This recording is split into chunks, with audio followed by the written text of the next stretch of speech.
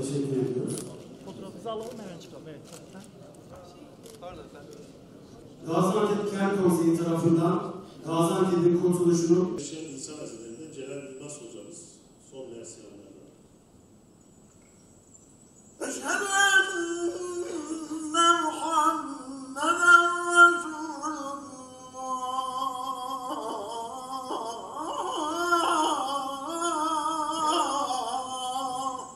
Gaziantep ilimizin düşman işgalinden kurtuluşunun 100. yılında bu destansı mücadelenin hem Gaziantep'te yaşayan vatandaşlarımıza hem de tüm Türkiye'ye anlatılması, bu örnek mücadele azminin günümüz ve gelecek kuşaklarına hem aktarılması ve aşılanması için kollarımızı sıvamış bulunmaktayız.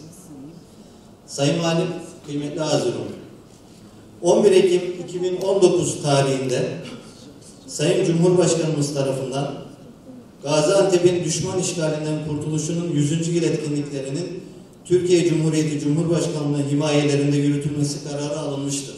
Çok şanlı, çok şerefli bir tarihimiz var. Bir tarafta hüzün, açlık, bir tarafta gurur ve onur var. Bir taraftan diriliş, mücadele, bir taraftan yükseliş var. Bu şanlı şerefli tarihin bugün emanetçileriyiz. Emanetçi olmak çok zor. Emanetin hakkını vermemiz gerekir. Şer-i emin olmak da çok zor. Bunun da hakkını vermemiz gerekir. Bu şanlı şerefli tarihten aldığımız bu güçle bugün geleceğe gidiyoruz. Aslında direniş başladı.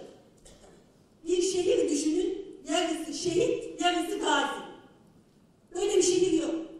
Burada ikinci bir Çanakkale yapılmıştır, ikinci bir Pelerle yaşanmıştır. Bir şehir düşünün, zerdali çekirdekleriyle beslenip açlığa karşı mücadele ediyor. Bayrağım için, ezanım için, al yıldızlı bayrağım için canımı veririm ama toprağımı vermem diyor. Bir şehir düşünün, annesinin başörtüsüne dokundu diye şehit olan Şehit Kamil'in torunlarıyız.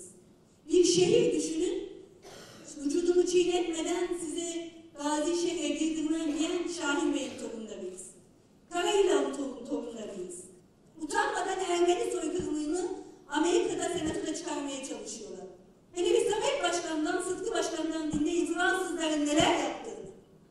Fransız tankı hala Panama Müzesi'nde orada duruyor uçağımız. Herkes hakkını bilecek. Herkes yerini bilecek.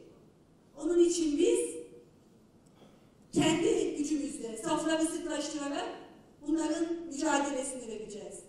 Direniş de, işgal de, kurtuluş da Gaziantep'in tamamının meselesi. Bu Büyükşehir Belediyesi'nin, ilçe belediyelerinin, valiliğin ya da bir kamu kurum ve kuruluşunun meselesi değil. Sizler bunu sahiplenirseniz, sizler bunu yaşar ve yaşatırsanız istediğimiz amaç özellikle 6317 şehidimiz başta olmak üzere şehitlerimize borcumuzu ödemiş oluruz. Bunun 3 boyutu var. Birincisi, kendimiz öğreneceğiz ve Gaziantep'te öğreteceğiz. Nesiller, yeni nesiller bu memleketin nasıl kazanıldığını, bu memlekette direnişin nasıl olduğunu tekrardan bir hatırlaması gerekiyor. Kendi öğrendiğimizi Türkiye'ye anlatacağız ve bazı olayları da dünyaya anlatacağız. Şimdi burada basın mensupları aracılığıyla da bütün Gaziantep'e söylüyoruz.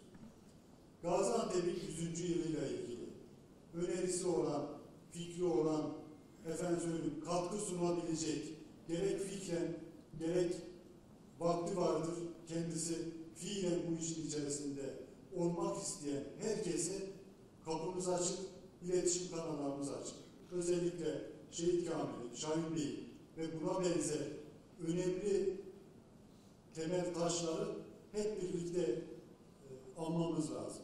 Bazen kurtuluş olacak, kutlamamız lazım. Bunun içerisinde hüzün var, coşku var, üzüntü var. Hem direniş var, hem kurtuluş var, hem yükseliş var. Bunları beraber yaşayacağız. Gelecek sene çok önemli bir şey, bunu taşlandıran, biliyorsunuz Teknofest Gaziantep'te olacak. Bu şu anlama geliyor. Bizim dedelerimiz, bizim büyüklerimiz bıçakla, sopayla direniş yaparken şimdi dünyanın en ileri teknolojisine sahip İHA'larımız, SİHA'larımız ve buna benzer savunma sanayinin gelişmiş teknolojileri bu şehre gelmiş olacak. Bir anlamda da 100 yılda nereden nereye geldiğimizi de görmüş olacağız.